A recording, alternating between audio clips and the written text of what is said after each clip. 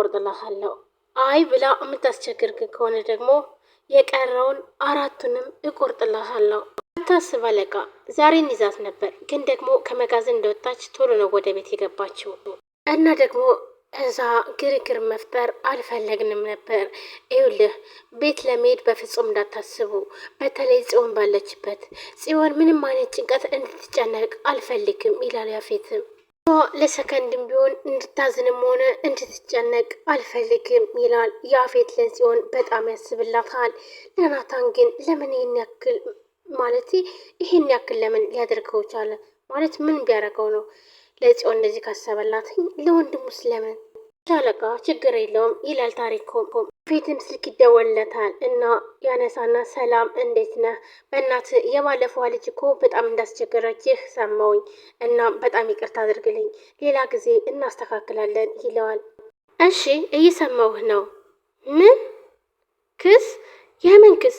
ቆይ ማን አባቱ ደፍሮ ነው ከኔ ክስ የመሰረተው? ይላል። ይሄ ውሻ እና ታዲያ ቆይ እናንተ እንዴት ዝም ትላላችሁ? ይላል። ቢኒያም ነበረ ክሱን የመሰረተው እኮ ነው ይላል። እና የሆነ ታዲያ አግባቡትና ከኔ ከመድረሱ በፊት እንዲዘጋ አድርጉ ይለዋል። እኔ ያፌት ይላል። ስልኩን የሚዘጋና ይወረውረዋል። እናም ታሪኩ ምን ነው አለቃ ምን ተፈጠረ? ይለዋል። ግን ዛሬ መርዶ ብቻ የምሰማበት ቀን ያደረገው ማን ነው? ይላል።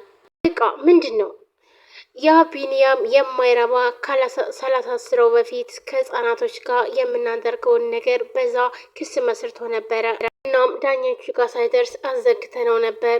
በሰዓቱ በደንብ ስላላደግን ያንን ፋይል ማዘጋት አልቻልንም ነበር። እናም አሁን ላይ ያን ፋይል እንዳዲስ አወጣው ይለዋል። ምን ችግር አለው ታዲያ? ይሄ ዳኞቹ የእኛ ሰዎች አይደሉ? ውድቅ ያደርገዋላ። ታዲያ ምን ችግር አለው? ይላል ታሪኩም። ዋናው ዳኛ አዲስ ነው እና ማንንም አይሰማም። እንደነገረ ከሆነ ለሌሎችም በጣም ከባድ ሆኖባቸዋል ይላል። ኬስ ፍርድ ቤት ከደረሰ በጣም ትልቅ ችግር ውስጥ እንገባለን ይላል ያፌት። ይህ የውሻ ልጅ እገለዋለሁ እያለ ወደ ቢኒያም ይሄዳል። ፍራታም ትደውላለች ስልክ እና ሰላም ትላለች። አረ በሰላም ነው፣ አንድ ነገር ማወቅ ፈልጌ ነበረ ትላለች። እኔ ለማስመርመር ምን ያክል ገንዘብ እንደሚፈጅ ፈልጌ ነበር ትላለች። የገነትን እናትነት ማረጋገጥ ፈልጌ ነበር ትላለች ኤፍራታ። እና የተጠየቀችው ገንዘብ በፍጹም እሷ የማትችለው ገንዘብ ነበር። በጣም ብዙ ነበር የተጠየቀችው። እሷም ያን ስልክ ትዘጋና በጣም ታዝናለች። ቆይ አሁን ይህ ሁሉ ገንዘብ ከየት አምጥቼ ነው ትልና በጣም ፈጣሪዋን ታማርራለች። ይህ ማለት እንግዲህ ኤፍራታና ገነት እናትና ልጅ መሆናቸውን ለማረጋገጥ ሳይሆን ያፌትና ናታንን ወንድምና ወንድም መሆናቸውን ለማወቅ ፈልጋ ነው። እናም ይህ ገንዘብ ያስፈልጋት ምክንያቱም ገነትን ሳይሆን የነሱን ነው አሁን ላይ እንጂ የገነት እናትና ልጅ መሆናቸውን ቦታ አልሰጠችውም አሁን ላይ። ይህ ማወቅ ያለባትኝ ያፌትና ናታን እንዲሁም ወንድምና ወንድም እንደሆኑ ማወቅ ነው የምፈልገው። ይህ ደግሞ ዲኤንኤ ስታረግ ነው። እናም የተጠየቀችው ብር ደግሞ በጣም ከባድ ነው።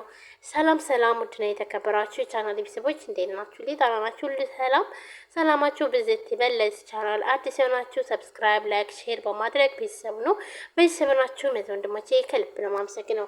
ውድ ቤተሰቦች ዛሬም በአዲስ ቪዲዮ መጥቻለሁ። ሐረግ ድራማ ቀጣይ ክፍል ይዤላችሁ መጥቻለሁ። ኤፍራታ ዲኤንኤን ለማስመርመር የተጠየቀችው ገንዘብ በጣም ከአቅሟ በላይ ስለሆነ እና ቆይ ግን ይሄን ያክል ብር ለምንድን ነው የሚያስፈልገው እያለች ነው ማለት ነው።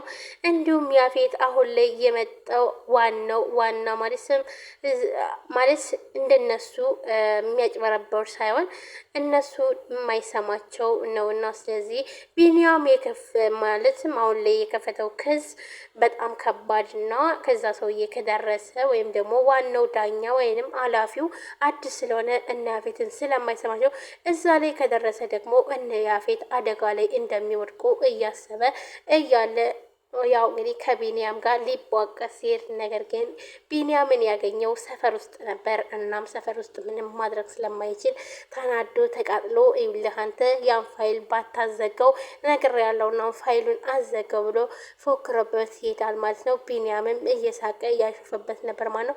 እና ታዲያ ምን ይኸውልህ ይህን ፋይል ባታዘጋው እስከነ ዘር ማንዘር ነው የማጠፋ ሲለውም ዘር ማንዘሬን ኧረ ታዲያ እንደዛ ከሆነማ እኮ ሚስትን የምትገላት ነው ማለት ነው ይለዋል ማለት ነው።